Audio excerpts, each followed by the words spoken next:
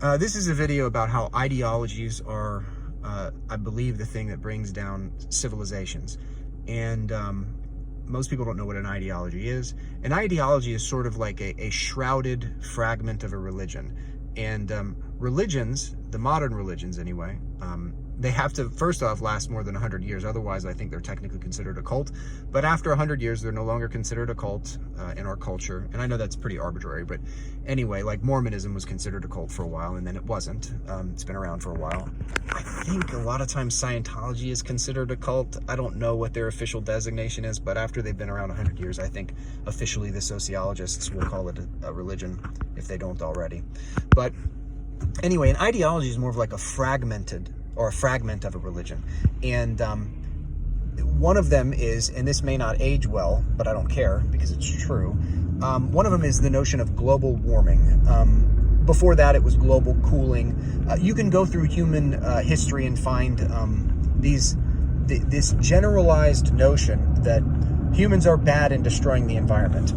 And this is a somewhat religious belief that you can't really convince people of otherwise, because it's a feeling that they then they overlay the notion of global degradation onto it. It's a religious feeling, and it's the same thing as Noah's Ark. So Noah's Ark is the belief that you are going to there's an impending collapse that's coming, and it's because you're a bad person. That's the idea. It's the same thing with global warming, global cooling. Basically, anytime someone's saying, hey, I predict things are going to get really bad in the future, there's a bit of conceit involved, because you can't predict the future, number one. You can have a general idea of it, but you can't assume that you're 100% correct. Now, the wisdom that you take from this impulse is that, hey, maybe we should prepare for the collapse. We should do something about this. Get ready. But I think that the Judeo-Christian faith has got it right when they say you should fix up your ark to prepare for the impending collapse, because fundamentally you don't know which one's coming, and anybody you place faith in, they don't know either. And for instance, with global warming, you don't know whether it's going to be all that bad for you. I mean, we are technically in a mild glaciation period, I believe. So there are, on average, there's more ice on the planet than there normally is, and humans did really poorly when we were in more of a glaciated situation. Just a couple thousand years ago, the more green there is on the planet, the more stuff there is that is taking carbon dioxide out of the air. The more green, which, hey, carbon dioxide is a greenhouse gas. The more green that's on the planet, the more arable land. And so if you care about people being able to grow food for themselves, more arable land isn't necessarily a bad thing. If you're worried about overpopulation, more habitable land isn't necessarily a bad thing. The thing is, none of these things will convince someone who is possessed by an ideology, however, because it's religious in nature. It's using a different portion of the mind than reason and rational thinking. Because and again, Noah's Ark, it overlays quite nicely. There's another one, which is Rousseauian thinking. Rousseau was a French guy who believed that humans were fundamentally good and honorable, and it was the corrupting nature of society and culture that made humans the somewhat violent and murderous beings that we are. And that there's an echo of that in the what's referred to in the literary game as the noble savage trope, where the idea is that indigenous people are noble and honorable and have always been that way, and it's the corrupting nature of the West that causes them to have issues sometimes. When if you look at the archaeological record, that's not the case. I mean, humans used to be more murderous. Over time, we've become less murderous, and you can look at our biology for that as well. If you look back, humans, or Homo sapiens, really started becoming Homo sapiens like 300 or 400,000 years ago, which meant smaller teeth, larger cranium, smaller face.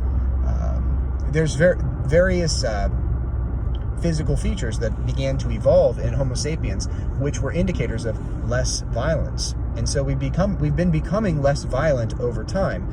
And if you were to look at the modern industrialized West versus our historic homicide rate, it's not the case that it is worse now. It's extraordinarily low now. You'd have to look up the data, but it's somewhere in with modern indigenous tribes, the death rate for men is via homicide is somewhere between 15 and 60%, I believe. So between 15 and 60% of males in modern indigenous tribes will pass away at the hands of another male.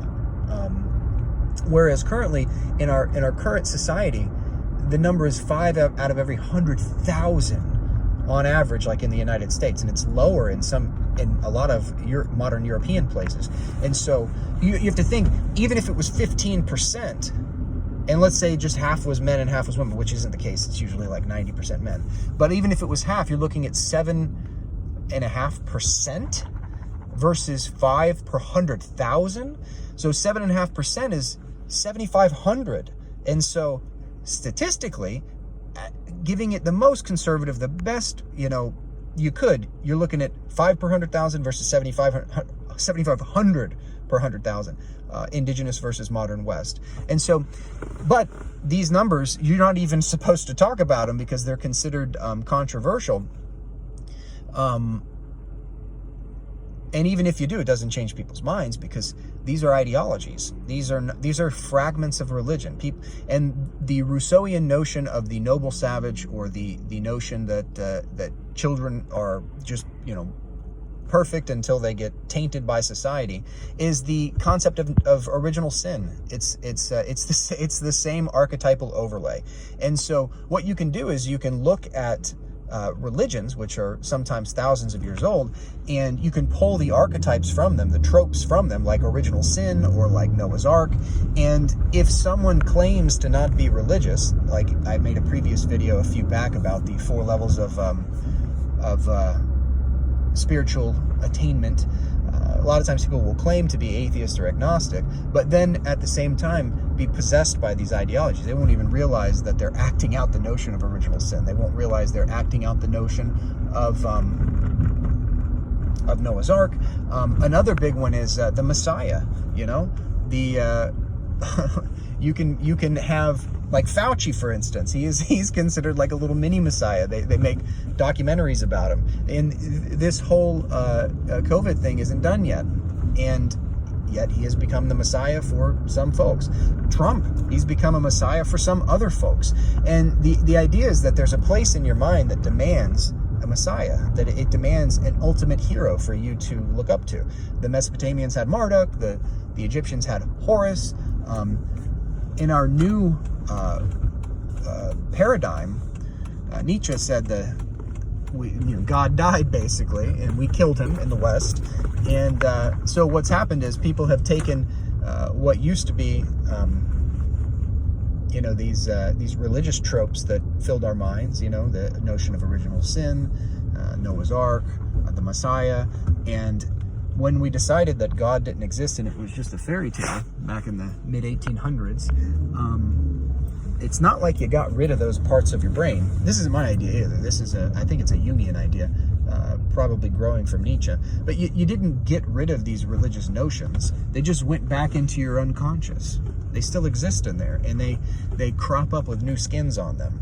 And so when you see someone, like, after they lose an election, staring at the sky screaming, they're acting out the notion that there's a God up there and that they're screaming at him. Even if you ask them, they said they didn't believe in God, they're acting like they do. And if you look at a lot of the beliefs that overlay with our modern, like, polarized system, you can analyze whichever ones you want. There's a lot of religious stuff going on there. And so if you want to ask yourself, why are we polarized? I believe the answer is the same answer as why do civilizations fall? People forget the traditions, the religions that kind of gave birth to a civilization. They become unpopular, or just unpopular. And you can't get rid of these religions. It's something else is gonna, your psyche is gonna scream for it. It's gonna scream for a religion, and you might fill it with Harry Potter and their legendarium. You might fill it with Star Wars and their legendarium.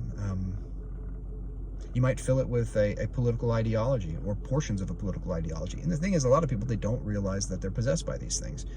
And it's ideological possession. And I believe that is the type of thing that brings down civilization, in the same way that a sectarian conflict can bring down a civilization. I mean, which sectarian meaning like different sects of a religion. So you might view the modern West as a sort of secularized version of the Judeo-Christian religion, and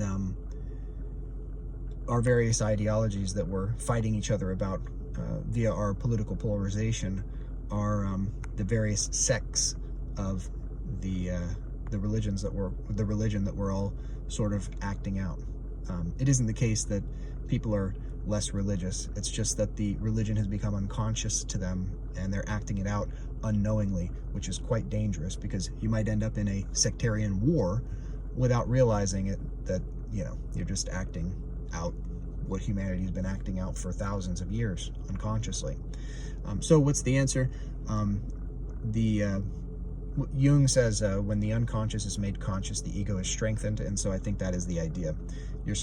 Everybody's supposed to expand their consciousness, which is interesting because they did make the psychedelics illegal, which expanded consciousness. But then again, Jung also says that beware of unearned wisdom, which means psychedelics is maybe not a great idea.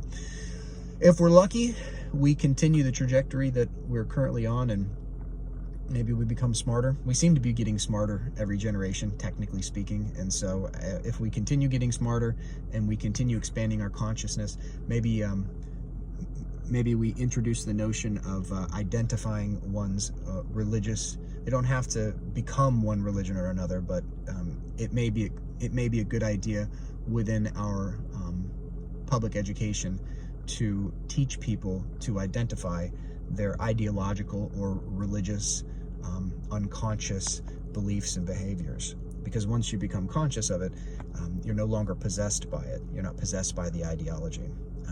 And that sounds like a pretty good thing.